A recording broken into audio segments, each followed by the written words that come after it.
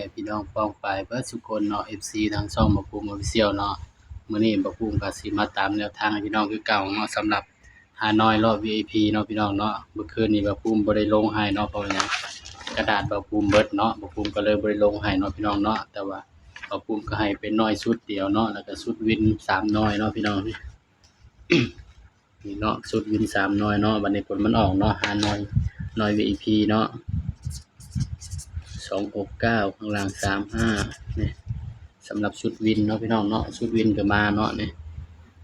สำหรับชุดตัวเด่นก็เข้าแต่9แล้วแหละพี่น้องแต่ว่า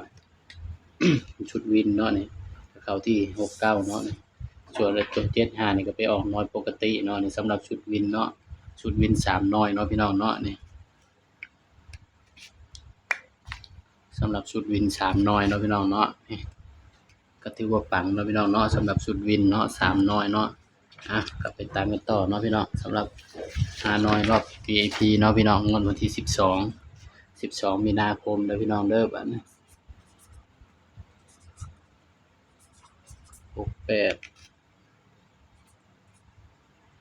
12มีนาคม68เนาะพี่น้องสำหรับ5น้อย VIP เนาะเดี๋ยวบ่ภูมิก็สิให้ชุดวินไปนำเนาะพี่น้องเนาะชุดวิน3น้อยคือเก่าเด้อพี่น้อง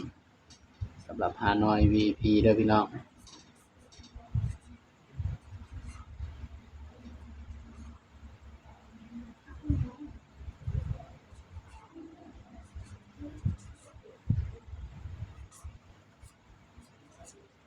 5น้อย VIP เนาะอันนี้ชุดวินบ่ภูมิก็สิให้ไปนำเด้อพี่น้องเด้อแต่ว่าเป็นวิน3น้อยเลยเนาะพี่น้องก็สิให้น้อย VIP สุดท้ายเนาะ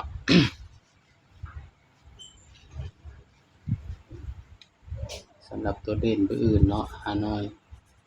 VIP เนาะพี่น้องเนาะบ่ภูมิก็ให้เด่นไปที่ออกอย่าง2 3มันก็ได้เด่นตัวเดียวกับไอ้น้อยปกติพี่น้องเอ้ย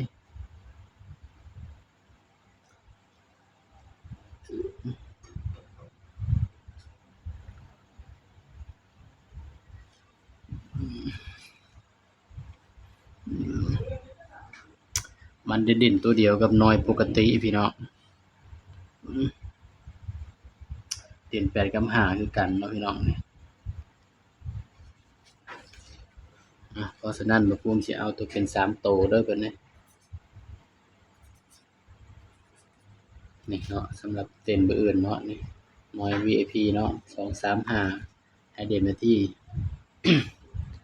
2 3 5ให้เด่นไปที่นี่เนาะพี่น้องนี่สำหรับน้อยรอบ VIP เด้อพี่น้องเด้อนี่ก็มาจับคู่นำบ่ภูมิเนาะบัดนี้บ่ภูมิสิให้บ่หลายดอกพี่น้อง28 25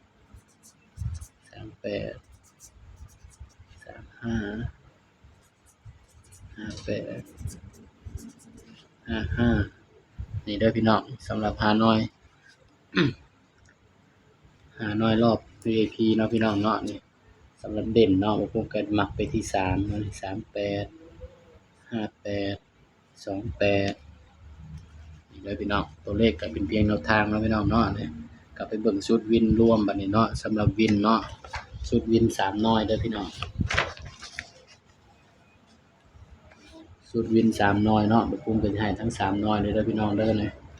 สำหรับชุดวินเด้อพี่น้องเด้อนี่สำหรับมื้อนี้ก็เข้าแต่ชุดวินเนาะพี่น้องเนาะน้อยปกติแล้วก็น้อย VIP เนาะสำหรับชุดวินมื้อนี้ชุดวินรวมเด้อพี่น้องเด้อนะ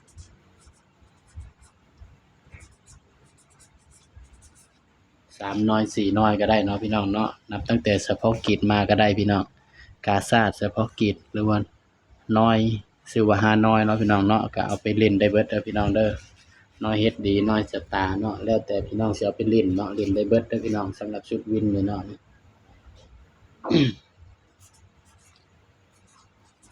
นี่คือชุดวินเบอร์อื่นเด้อพี่น้องเนาะนี่สำหรับ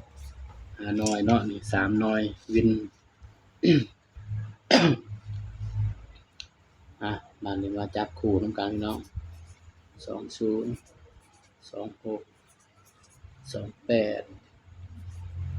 06 08 68นี่คือชุดวินเด้อพี่น้องเด้อนี่ วินทั้ง4น้อย5น้อยก็ได้เนาะพี่น้องเนาะแล้วแต่พี่น้องสิไปซื้อเอาเนาะนี่บ่ปุ้มก็ให้เด่นเบิด6คู่แหล้วพี่น้องสำหรับสูตรวินเนาะพี่น้องเนาะนี่ไผมักก็แคปหน้าจอไปเป็นแนวทางเด้อพี่น้องเด้อสำหรับแนวทางฮานอยมื้ออื่นเนาะพี่น้องเนาะนี่ชุดริมรวมเนาะพี่น้องเนาะนี่สำหรับคลิปนี้เนาะบ่ปุ้มก็ฝากพี่น้องกดไลค์กดแชร์กดติดตามบ่ปุ้ม Official อีกเด้อพี่น้องเด้อสบายดีครับ